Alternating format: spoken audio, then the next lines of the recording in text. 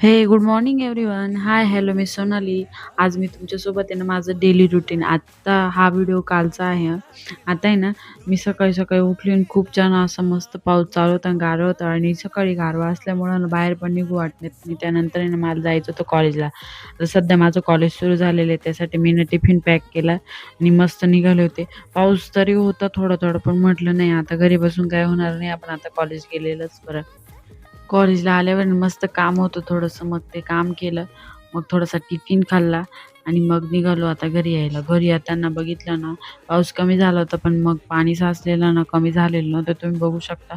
म्हणजे या रस्त्याने त्यानंतर जायला घरी जागा आले. घरी नव्हती. आल्यानंतर म्हटलं चेंज करूया, बाकीचे काही काम बाकी होते. मग त्यासाठी ना मस्त चेंज करून घेतलं आणि ना मी घरी आले-आलेच लाईट आली होती. म्हटलं लाईट आली तर बाकीचे कामं पण करून घेऊया, कारण घरामध्ये पाणी संपलेलं होतं. मग पाणी संपलेलं होतं, तर मग म्हटलं ना, ते भांडे वगैरे स्वच्छ धुवून घेऊया पाण्याचे आणि ना पाणी भरून ठेवूया.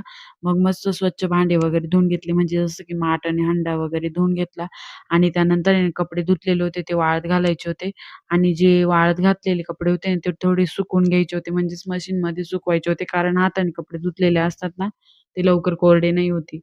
मग म्हटलं हे सर्व झालं. त्यानंतर आहे ना संध्याकाळची वेळ झाली, स्वयंपाक करायला घेतला. मग म्हटलं ब्लॅक कॉफी घेऊया आणि इथं मस्त आहे ना मी पातीचा कांदा कापून घेत होते. तुमच्याकडे जर कधी कांदे संपलेले असतील आणि कांदा-पात वगैरे असेल ना, त्याच्या मागचे कांदे घ्यायचे. ही कोणत्या भाजीत जरी टाकले ना तुम्ही, याची टेस्ट खूप छान लागते. एकदा नक्की करून बघा अशा पद्धतीने. मी हे ना खिचडी भातात टाकण्यासाठी ना कापलेले होते. मग मस्त जेवण केलं आणि थोडंसं बाहेर जायचं होतं कपडे आणायला इस्त्रीचे. मग गेले कपडे आणले.